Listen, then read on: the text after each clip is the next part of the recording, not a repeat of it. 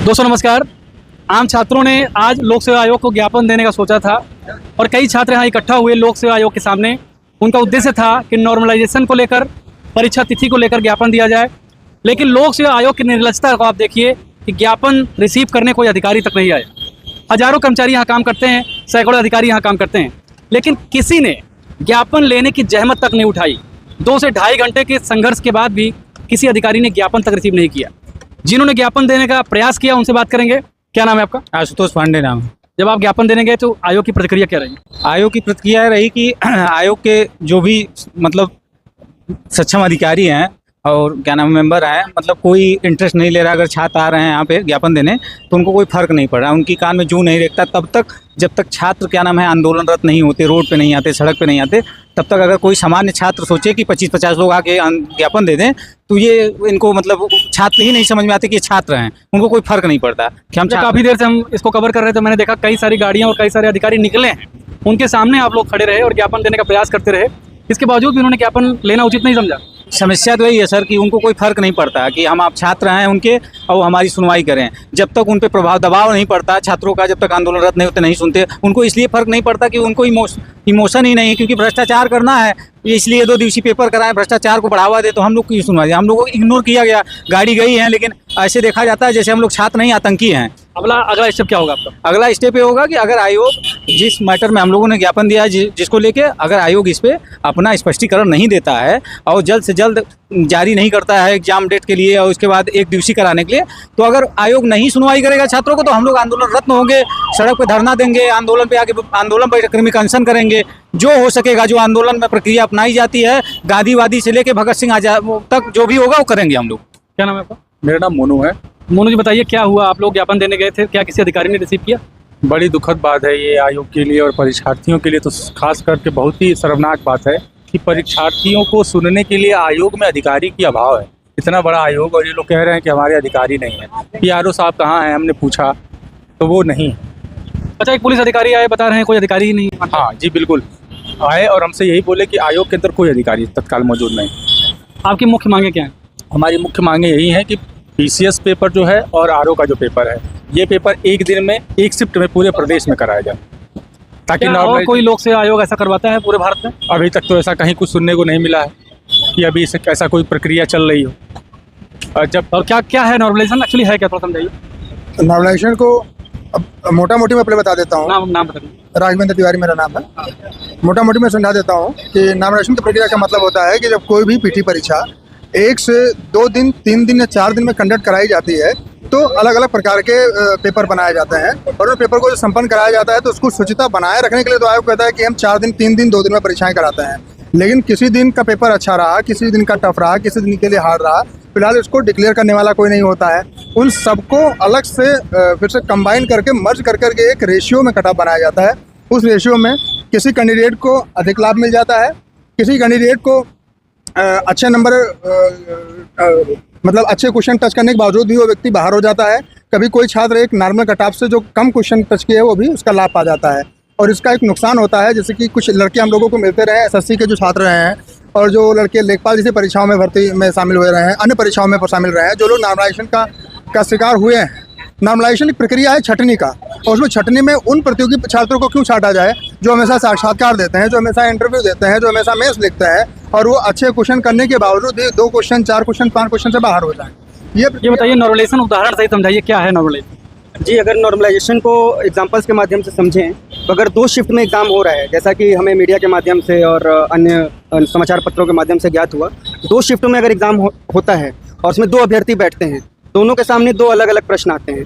एक पेपर में प्रश्न पूछा जाता है कि मॉन्टेग्यू चेम्सफोर्ड रिफॉर्म्स के बारे में बताइए, और एक में पूछा जाता है कि वेवल प्लान के बारे में बताइए, वो कब आया, उसमें क्या रिकमेंडेशंस थी। अब ये तय कौन करेगा और ये तय कैसे होगा, वो क्या प्रोसेस होगा कि इन दोनों का मानकीकरण किया जाए और इन दोनों का रेशियो बराबर किया जाए। ये बहुत ही सब्जेक्टिव मामला है और इस सब्जेक्टिव मामले में ऑब्जेक्टिविटी का स्कोप कैसे आयोग लाएगा, उसको कैसे, उसका प्रोसेस क्या होगा, ये बहुत ही ओपेक रखा है आयोग ने। आयोग का इस बारे में ना कोई नोटिफिकेशन है, ना कोई उसका नियम है। और वो सबसे बड़ी हमारी जो चिंता ये है कि जो आयोग है, आयोग एक संवैधानिक संस्था है और छात्र उसके सबसे बड़े स्टेक होल्डर हैं। और जब छात्रों से आप संवाद नहीं करेंगे, छात्रों को आप विश्वास में नहीं लेंगे, तो कोई भी प्रक्रिया और आयोग की स्वयं की एक लेजिटिमेसी मुझे लगता है कि सवालों के दायरे में आती है, और इसी वजह से हम यहाँ पे आज ज्ञापन देने आए थे। लेकिन विडंबना देखिए कि हमारे मुंह पे आयोग ने दरवाज़ा बंद कर दिया, हमसे आयोग ने ज्ञापन तक लेने से इनकार कर दिया। अब मुझे लगता है कि बड़े दुख के साथ कहना पड़ रहा है मुझे कि ये आयोग से तो हमारा गिला है ही, उससे ज़्यादा हम जो परेशान हैं या उससे ज़्यादा हम निराश हैं वो छात्रों से लेते हैं। छात्र जो लाइब्रेरी में बंद होकर अपने कमरों में बैठ के पढ़ाई कर रहे हैं और वो ये सोच रहे हैं कि एग्ज़ाम हो जाएगा और 2 शिफ्ट में हो जाएगा, हमसे क्या मतलब है। तो मैं उनसे एक बात बताना चाहता हूँ कि लगेगी आग तो आएंगे घर कई जद में, यहाँ पे सिर्फ हमारा ही मकान थोड़ी है। जिस दिन रिजल्ट आएगा और आप 2 नंबर से 4 नंबर से अगर आपका सिलेक्शन रुकेगा, उस दिन आपको समझ में आएगा कि आज यहाँ ज़मीन पर उतरना कितना ज़रूरी था। मैं बस इतना कहना चाहता हूँ, तमाम छात्रों से मेरी यही अपील है कि कृपया ज़मीन पे आइए, यहाँ आयोग के सामने अपने फंडामेंटल राइट का, अपने मूल अधिकारों के लिए आप अपने सवाल उठाइए और संख्या बल में हिस्सेदारी दिखाइए। धन्यवाद। What are the basic demands? देखिए, हमारी 2 तरह के डिमांड है, एक तो शॉर्ट टर्म डिमांड है और एक लॉन्ग टर्म डिमांड है। शॉर्ट टर्म डिमांड हमारी ये है कि आयोग पारदर्शी तरीके से आयोग के जो भी नोटिसेस हैं, जो भी नोटिफिकेशन है, उनको अपनी साइट पे आयोग उसको डाले, क्योंकि कई बार देखा जाता है कि मीडिया के माध्यम से या सोशल मीडिया के माध्यम से तमाम जानकारी लीक होती रहती है। आयोग का इसमें तर्क ये रहता है कि हम उसको रोक नहीं सकते, वो तो साइबर या फिर पुलिस का मामला है। तो हम छात्रों की आयोग से डिमांड यही है कि कम से कम आप अपने साइट पे इस चीज़ को पब्लिश कर दीजिए कि ये पारदर्शी कोई ऐसा लोक सेवा आयोग और करता है सर? मुझे नहीं लगता पूरे देश में जितने कोई लोक सेवा आयोग इस तरह की पहले जानकारी देता है। कोई प्रोविंशियल जी बिल्कुल, हमारे सामने बिहार लोक सेवा आयोग का मॉडल है। बीपीएससी ने अभी हमने देखा कि प्रेस कॉन्फ्रेंस करके उन्होंने अपनी सारी जितनी भी एग्जाम के नोटिफिकेशन है उनको पब्लिक के सामने रखा। क्या इस मॉडल से सीख लेके उत्तर प्रदेश लोक सेवा आयोग नहीं कर सकता ये काम? 25 करोड़ की आबादी है और हम इनसे इतनी भी उम्मीद नहीं कर सकते कि ये ट्रांसपेरेंट रह सकें, पारदर्शी तरीके से अपने एग्जाम को कंडक्ट करा सकें, छात्रों को विश्वास में ले सकें। और जैसा कि मैंने बताया, शॉर्ट टर्म डिमांड में हमारी अगली डिमांड ये है कि एग्ज़ाम जल्द से जल्द हो और एग्ज़ाम एक शिफ्ट में हो। हम नहीं चाहते कि मार्च से मार्च का साइकिल और फिर अगले एग्ज़ाम कैलेंडर प्रभावित हो। लॉन्ग टर्म डिमांड में हमारा ये है कि आयोग में स्ट्रक्चरल चेंज हो। जो प्रश्न पत्र बनता है उसमें तमाम त्रुटियां रहती हैं, 10 से 12 त्रुटियां हर साल रहती हैं। आयोग जो आंसर की निकालता है उसमें प्रोविजनल आंसर की होती है, उसमें तमाम सारी खामियां रहती हैं और उसमें कोई संज्ञान आयोग नहीं लेता है। तो मुझे नहीं समझ में आता ये कौन सी तानाशाही है, आपकी कौन सी ये संवैधानिक समझ है कि आपको ऐसा करने पर वो विवश कर रही है। तो मेरी आयोग से ये दरख्वास्त है कि हमारी मांगों का संज्ञान में ले, हमारी मांगों को संज्ञान में ले और जल्द से जल्द इस पर कार्रवाई करने का निर्देश दें। क्या नाम है आपका? मेरा नाम मनीष है और मैं इलाहाबाद में यूपीपीसीएस की और यूपीएससी की तैयारी करता हूँ। बताइए क्या कहना चाहते हैं?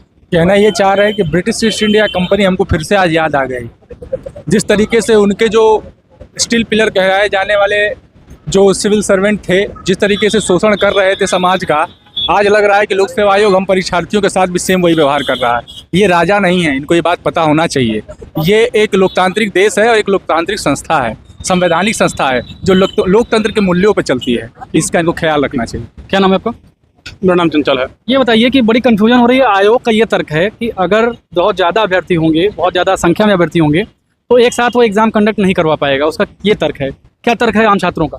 मैं आपके प्रश्न से पहले मेरे 2 मूलभूत प्रश्न हैं। आज जो भी स्थिति तय हुई है उस स्थिति के लिए केवल प्रयागराज में रहने वाले छात्र जिम्मेदार हैं, क्योंकि अगर छात्र इस आयोग पे आते, रोड पे आते, बात करते तो आयोग हमारी बातों को सुनता, लेकिन वो आए नहीं, इसलिए आयोग बात सुनने को तैयार नहीं है। अब आते हैं हम आपके मूल प्रश्न पे। मतलब आम छात्रों से निराश है? बहुत निराशा है भाई, क्योंकि आपको जब बताया गया था कि आप आइए, आयोग को हम ज्ञापन देंगे, आयोग से बात करेंगे, लेकिन जब आप आने को तैयार नहीं होंगे तो आयोग क्यों सुनेगा? क्योंकि देखिए आम छात्रों का मुद्दा है, किसी और का मुद्दा है नहीं। समस्या क्या है कि उनको लगता है कि हमारा कोई दिक्कत नहीं है, हमसे कोई मतलब नहीं है। तो दिक्कत क्या है कि अगर आप नहीं आएंगे तो आयोग परीक्षा कराएगा। जब आप उसके शिकार होंगे तब आपको लगेगा कि यदि हम एक दिन चले गए होते, एक दिन बात किए होते तो हमारी बात बन जाती।